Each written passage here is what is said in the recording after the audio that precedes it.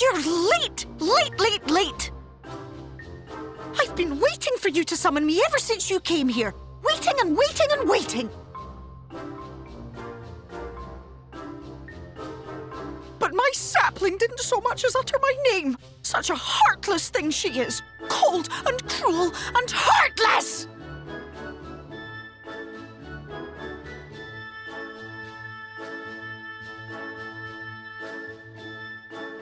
Another self-important little brat. Just what we need. Reminds me of my childhood.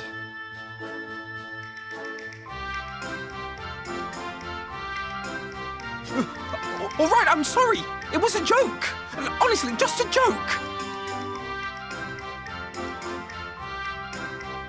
But just now you called for me so earnestly, so fervently. I couldn't possibly stay angry at you.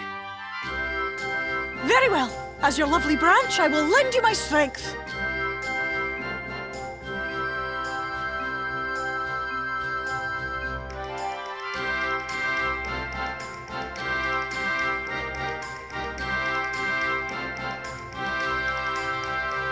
Well. If it isn't Theo, the mould feel. It's been too long. Not long enough for you to think of any new games, though, apparently. If I were you, I'd be bored of myself. Now let me make something clear. That mortal is mine.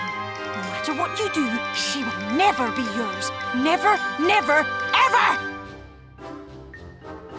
Oh, not even a bit. But what about the others? Surely we can keep them. No, you can't keep them either. They're for my amusement and mine alone. And if you lay so much as a finger on my sapling, I'll scatter the contents of her bag all over your precious village. There'll be cold, hard metal, furry, festering food, stinky, sweaty small clothes, and all manner of other terrible, unmentionable things. How would you like that,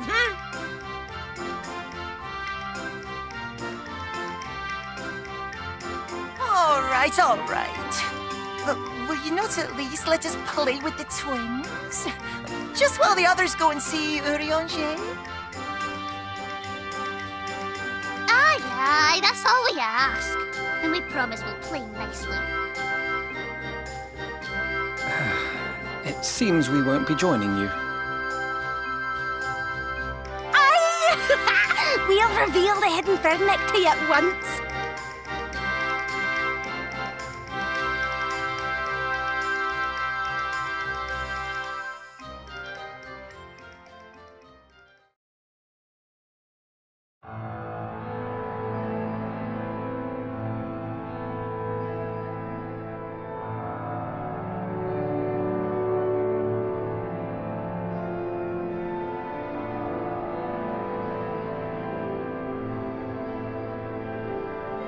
So this is the true Ilmeg.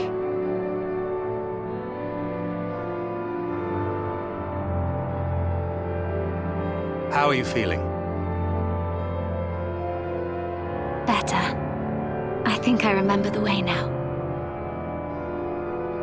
Apologies for the delay. Shall we go and see Urianger?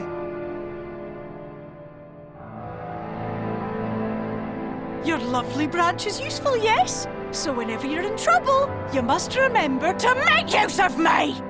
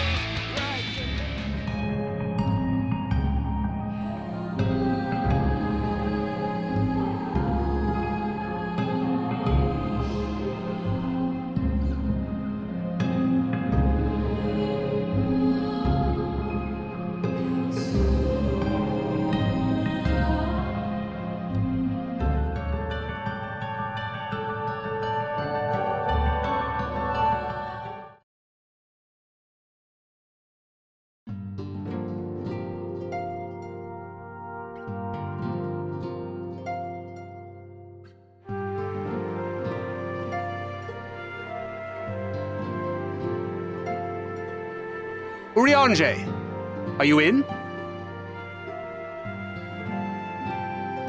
Unto a world weary of heroes, a hero wends her way. The Exarch did send word that thou wouldst seek me out, but ne'er did I imagine thou wouldst arrive so soon.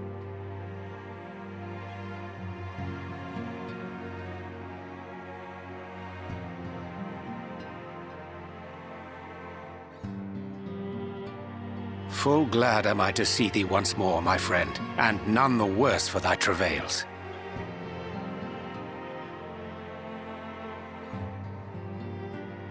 Run along, Minfilia. We'll meet you outside. But... Another one for you to imbue, if you'd be so kind.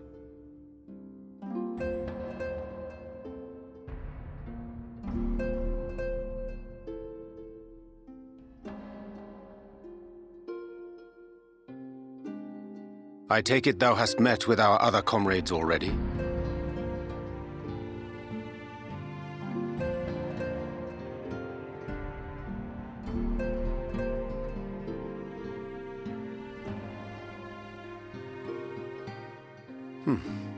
That Master Alphino and Mistress Alize now travel in thy company is of great comfort to me. As for the rest, it beginneth in earnest. The hunting of the Light Wardens, and perforce the war with Yulmore. Hark thee then to my words, and through them behold the vision that I did glimpse, that of the 8th umbral calamity.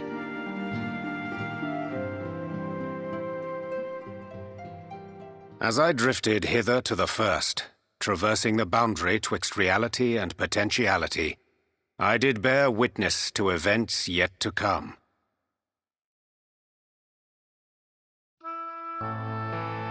There I saw the combined forces of Eorzea and the Far East offering fierce resistance to the legions of Garlemald. So fierce, in fact, that they did begin to push the enemy back. Ilm by painful ilm at first, then Yalm by Yalm, and Malm by Malm in time. Yet the joy they felt was short-lived, for in so doing they did force the Empire's hand. Faced with defeat, the Garleans turned to a weapon most vile: Black Rose. Its potency defied all reckoning. Once released, the gas took on a life of its own, wreaking untold carnage not only in Eorzea, but in the provinces of the Empire besides. From fighters upon the front lines to babes in their beds, none were spared. And as the casualties became too numerous to count, so did the fabric of civilization begin to unravel. Nor did the land itself escape unscathed, for spreading from the site of its release, Black Rose brought death to the very soil. To survive amidst the chaos and upheaval, men came to live by the sword, the rule of law giving way, inevitably, to the rule of might. Thus was the spark struck and the fire kindled, and swiftly did it spread as a blaze in a field of straw to engulf every corner of the world. Nations worthy of the name did then cease to exist. And those souls brave and true who might have risen to restore order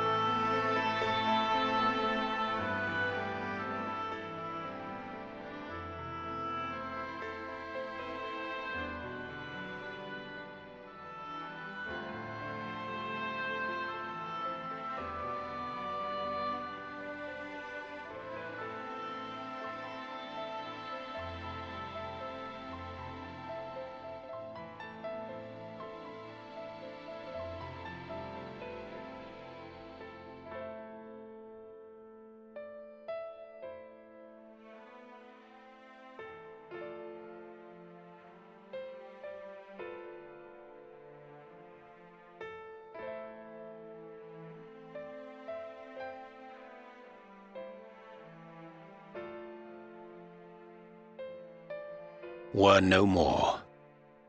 For the weapon spared not one, not even thee.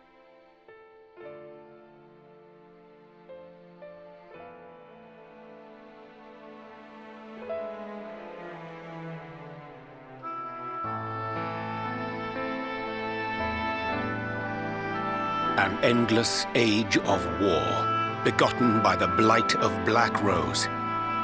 Such is the legacy of the 8th umbral calamity which I did behold.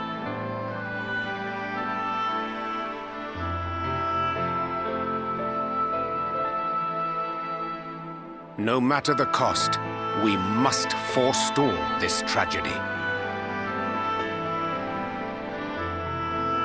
To that end, I have labored during my sojourn in this world, discovering in so doing the answer to a pressing mystery. That of Black Rose's inexplicable potency. Come.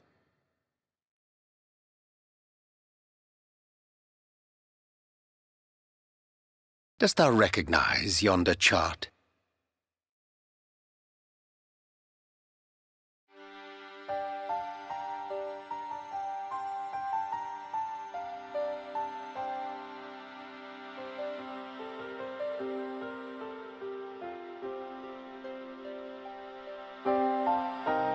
Indeed.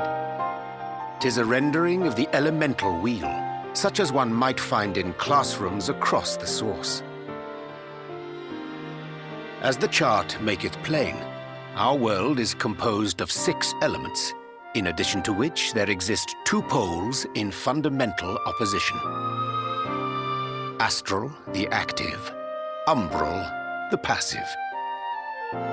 As a reflection of the source, the first naturally compriseth the selfsame forces.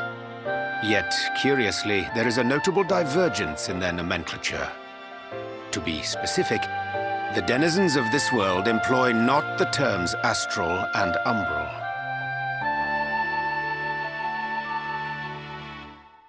Thus was I moved to inquire what names said forces had been assigned. A simple question which yielded a most unexpected answer.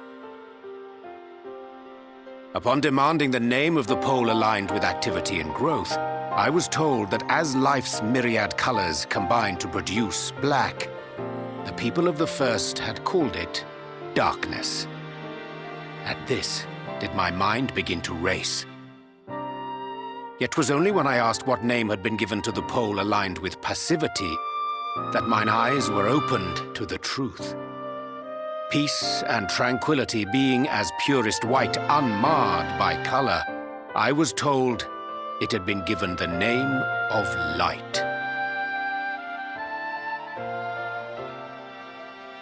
That's umbral light and astral darkness, yes? I'm no etherologist, but it strikes me that the nomenclature of the first is rooted in the generation of the 2 forces, while our own appears to focus on their effects, which makes one wonder, have we had it backwards all this time?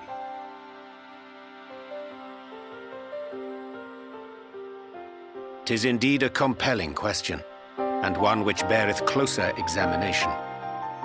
Yet what knowledge we already possess sufficeth to explain the chain of events. The phenomenon of etheric thinning observed in the source is the consequence of light, the power of stasis, flowing in from the first to stifle the movement of ether within the land. And according to Master Alphino, Black Rose slayeth by halting the circulation of ether within living beings. Should such a weapon be unleashed even as the first were rejoined, replete as it is with light, we would have a disaster of untold proportions on our hands.